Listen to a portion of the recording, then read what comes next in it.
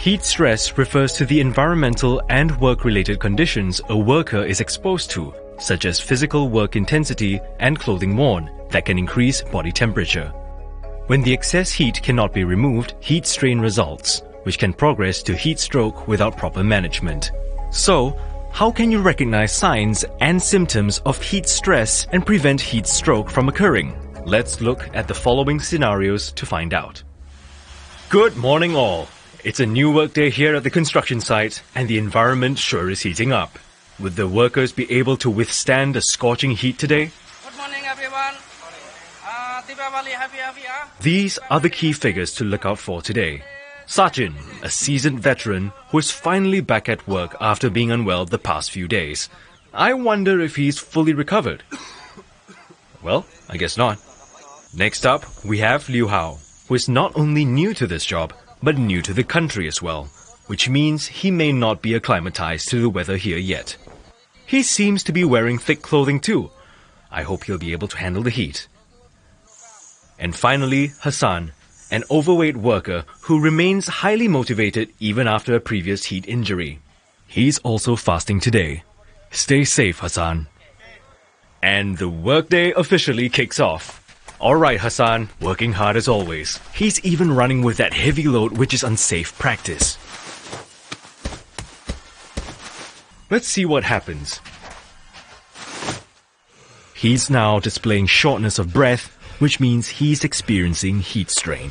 Other symptoms of heat-related illnesses may include feeling weak and showing confused and disoriented behavior.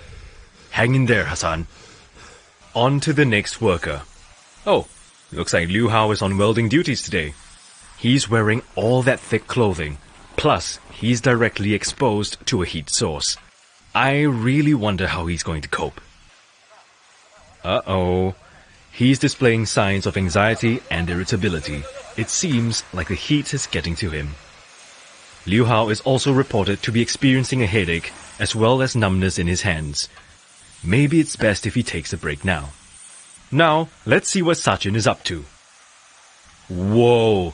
He's just recovered from an illness and is already doing physically intensive work? Is his current physical condition really up to the task? He seems to be experiencing dizziness and fatigue. People suffering from heat strain may also experience fainting spells, just like what we are witnessing now. The effects of heat stress are not something to be taken lightly. It can compromise your decision-making, which can lead to accidents in your workplace. As the heat stress builds up, it can result in heat-related illnesses such as heat stroke if not properly managed. This will affect your health and can cause death or permanent disability if not recognized early or properly treated. So what should we do if someone faints at work due to possible heat stroke? The number one priority is to reduce the worker's body temperature. First, move the worker to a cooler area. Second, remove their clothing and start fanning them. Third, find the nearest water source. You must reduce the casualty's temperature as fast as possible by immersion. If not, you can splash water and place ice packs at the neck, armpit, and groin areas.